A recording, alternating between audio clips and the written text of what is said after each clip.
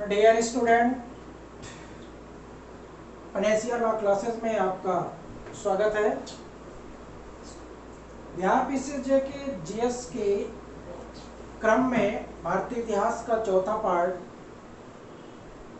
19वीं शताब्दी में धार्मिक सामाजिक सुधार आंदोलन आज आपको समझाया जाएगा। धार्मिक सामाजिक सुधार आंदोलन जो चलाए गए थे उनमें जो प्रमुख कारण था उनको चलाने का हमारे समाज में व्याप्त सती प्रथा, पर्दा प्रथा, बाल विवाह, बहु विवाह, ये सारी प्रथाएं प्रचलन में थी, जिसके कारण हमारा समाज यानी हमारे समाज की स्त्रियों की स्थिति दयनीय होती चली जा रही थी। उस स्थिति से निकलने के लिए हमारे समाज सुधारकों ने समय समय पर प्रयास किया और उसके लिए मूवमेंट किया, जिसके अंतर्गत पहला देखिएगा आप लोग ब्रह्म समाज 1828 में राजा राम मोहन राय जी के द्वारा स्थापित किया गया था। इसका प्रमुख उद्देश्य था सती प्रथा का विरोध करना, सती प्रथा का अंत करवाना।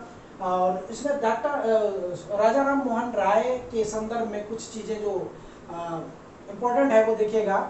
इनको भारतीय लूथर कहा गया था। अंतरराष्ट्रीयवाद में ये विश्वास करते थे।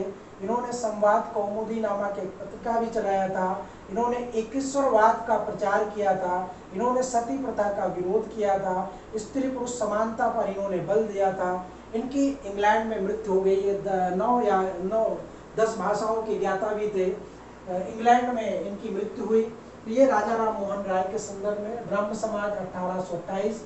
उसके बाद तत्वबोधिनी सभा 1839 में देवेंद्र नाथ टैगोर के द्वारा स्थापित किया गया था।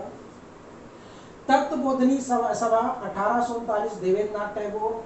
उसके बाद धर्म सभा राधाकांत देव, जो राजा राम मोहन राय के भाई थे राधाकांत देव, इन्होंने ब्रह्म समाज का विरोध करने के लिए तब ये धर्म सभा की स्थापना की थी और इनका देखिए इन्होंने सती प्रथा का समर्थन किया था। इसके बाद ब्रह्म समाज ऑफ इंडिया, ब्रह्म समाज ऑफ इंडिया 1866 में 1866 में केशव चंद्र सेन ने इसकी स्थापना किया था। इन्होंने एक वामा बोधनी पत्रिका महिलाओं के लिए निकाला था, वामा बोधनी पत्रिका। उसके बाद प्रार्थना समाज देखिएगा। प्रार्थना समाज 1867 में आत्माराम पांडुरंग और महादेव गोविंद रानाडे, ये दो लोगों ने मिलकर प्रार्थना समाज की स्थापना 1867 में किया था। इनका जो प्रमुख उद्देश्य था विधवा पुनर्विवाह आंदोलन का इन्होंने संचालन किया। विधवा आश्रम संघ की स्थापना की। 1861 में विधवा विवाह संघ बनाया। ये तीन महत्वपूर्ण इनके काम थे। प्रार्थना समाज 1867, आत्माराम पांडुरंग और महादेव गोविंद रानाडे। उसके बाद देखिएगा आर्य समाज 1875 दयानंद सरस्वती जी के द्वारा चलाया गया था। इसका जो प्रमुख उद्देश्य था, ध्येय था, वो शुद्ध आंदोलन था। वेदों की ओर चलो का नारा था। पाखंड खंडिनी पताका इन्होंने लहराई थी, यानी कि शुद्धिकरण पर इनका बहुत ज्यादा ध्यान था। उसके बाद देखिएगा आप थियोसॉफिकल सोसाइटी 1875 में, थियोसॉफिकल सोसाइटी 1875 में मैडम HP ब्लावत्स्की और MS ऑकॉल्ड, ये दो लोगों ने स्थापना किया था, जो कि जर्मन और रूसी रक्त की महिला थी। इन्होंने भारत में अड्यार बनारस में अपना मुख्यालय स्थापित किया थियोसॉफिकल सोसाइटी का। इसी सोसाइटी से संबंधित एनिवेशन थी, जिन्होंने 1898 में बनारस में हिंदू कॉलेज की स्थापना की, जो आगे चलकर 1916 में बनारस हिंदू विश्वविद्यालय बन गया। इसके बाद देखिएगा तरुण बंगाल आंदोलन, इसके 1826 में ये फ्रांसीसी क्रांति से प्रेरित बंदा था, जो विवियन डेरोजियो के नाम से जाना जाता था। तरुण बंगाल आंदोलन इन्होंने चलाया था। हेनरी विवियन डेरोजियो इनका पूरा नाम है। 1826 में ये इस तरह से करके ये संक्षिप्त में आपका जो परीक्षा के दृष्टिकोण से महत्वपूर्ण है वो यहाँ पे लिख दिया गया है। उसके बाद देखिएगा स्त्रियों की दशा को सुधारने के लिए और समाज में जो जाति प्रथा थी उसको समाप्त करने के लिए कुछ महत्वपूर्ण आंदोलन चलाए गए थे, कुछ महत्वपूर्ण सुधार किए गए थे। उन सुधार कार्यक्रमों में से कौन से इंपॉर्टेंट है वो देखिएगा, आप लोग बहुत ध्यान से समझिएगा, यहाँ से सवाल जरूर बनता है। इसमें सती प्रथा थी। सती प्रथा राजा राम मोहन राय की प्रेरणा से लॉर्ड विलियम बेंटिंग के द्वारा 1829 में एक्ट नंबर 17 पास करके उसका अंत किया गया भारत से, यानी कि 1829 में एक्ट नंबर 17, ये एक्ट नंबर 17 जरूर याद रखिएगा। कभी कभी सीधे पूछ लेता सती प्रथा का अंत किस एक्ट के माध्यम में, एक्ट 17 हुआ था, इसका लॉर्ड विलियम बेंटिंग के द्वारा पारित किया गया। दूसरा विधवा विवाह था। विधवा विवाह का जो समर्थन किया था वो ईश्वरचंद्र विद्यासागर, विश्व शास्त्री और प्रोफेसर कर्वे थे। विधवा पुनर्विवाह अधिनियम 1856 एक्ट नंबर 15 के द्वारा मान्यता प्रदान कर दिया गया। इन्हीं सामाजिक कार्यकर्ताओं के समर्थन के माध्यम से ब्रिटिश सरकार ने विधवा पुनर्विवाह अधिनियम 1856 एक्ट 15 पारित किया। 1896 में प्रोफेसर कर्वे ने विधवा गृह की स्थापना की।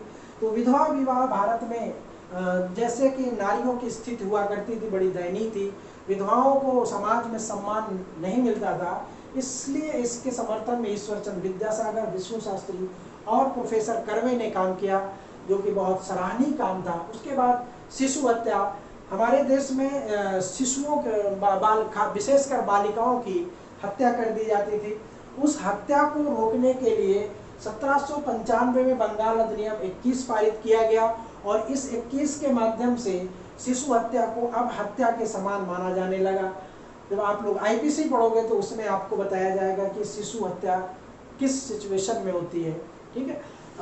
नेक्स्ट आप देखिएगा स्त्री शिक्षा। 1819 में स्त्रियों के लिए शिक्षा के लिए 1819 में कलकत्ता युवा महिला समाज की स्थापना की गई।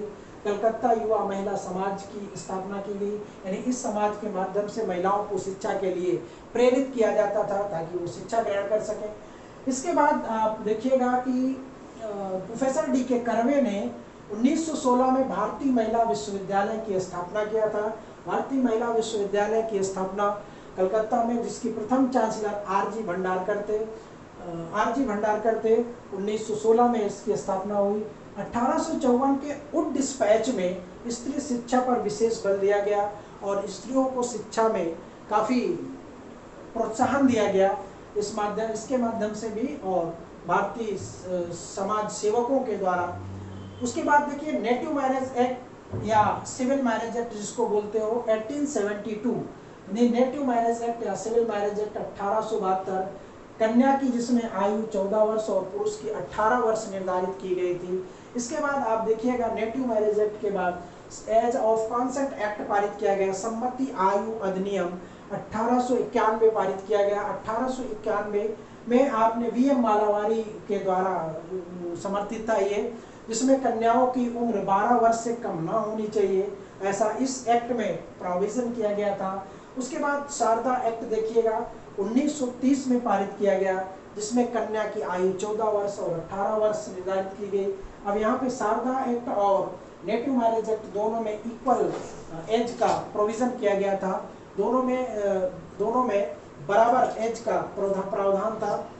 इसके बाद दास प्रथा का अंत किया गया। दास प्रथा का अंत 1843 में लॉर्ड एलन बरो के द्वारा किया गया। भारत में सामाजिक सुधार आंदोलन क्यों चलाया गया, इसका कारण क्या था, इस चीज में आपको बहुत ज्यादा जाने की जरूरत नहीं है, क्योंकि इसका जो मेन जो उद्देश्य था, इसका जो प्रमुख उद्देश्य था वो सती प्रथा, बाल विवाह, पर्दा प्रथा, बहु विवाह, इन सब का विरोध करना था और इस सब का विरोध करके समाज में एक स्वस्थ समाज की स्थापना करना था, जिसके माध्यम से हमारे सामाजिक कार्यकर्ताओं ने या सामाजिक जो हमारे नेता थे आंदोलन के माध्यम से इस चीज को अच्छे से स्थापित किया। आज आपके वीडियो में इतना ही।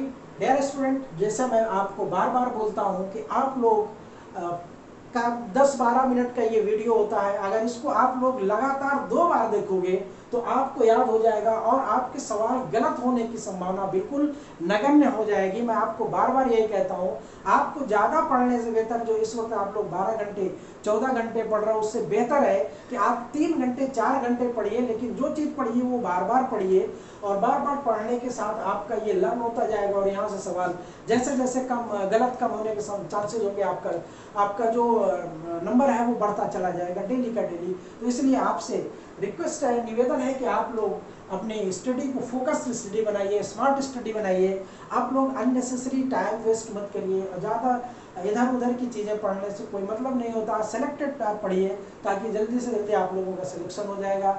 इन्हीं शुभकामनाओं के साथ आज का वीडियो मैं यहीं पे समाप्त करता हूँ। नेक्स्ट वीडियो आपका तो इसके जस्ट बाद आपको मिलेगा। धन्यवाद।